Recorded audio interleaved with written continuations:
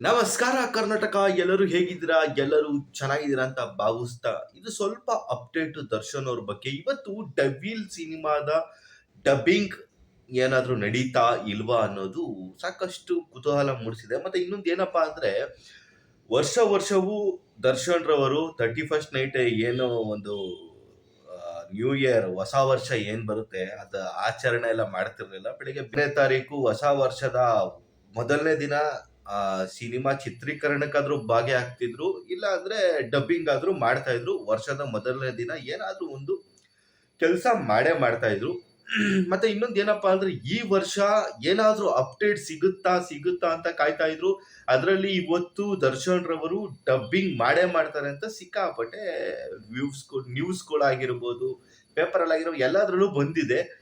ಇವತ್ತು loop studio, ಈ Nagarbhavi circle ಅಲ್ಲಿ ಸಾಧು ಕೋಕಿಲ ಅವರಿಗೆ ಸೇರಿದಂತ ಈ ಒಂದು ಸ್ಟುಡಿಯೋ ಏನಿದೆ, ಇಲ್ಲಿ ಡಬ್ಬಿಂಗ್ ಆಗೇ ಆಗುತ್ತೆ ಅಂತ ಒಂದಷ್ಟು ವಿಚಾರಗಳು, ಮಾತುಕತೆಗಳು ನಡೀತು.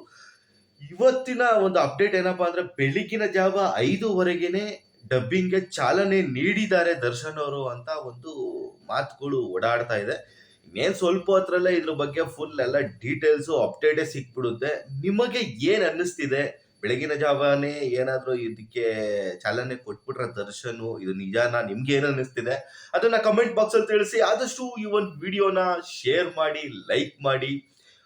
ಆದಷ್ಟು ಅಪ್ಡೇಟ್ಗಳನ್ನ ಕೊಡೋದಕ್ಕೆ ಟ್ರೈ ಮಾಡ್ತೀನಿ. ಅಲ್ಲಿವರೆಗೂ ನಮಸ್ಕಾರ.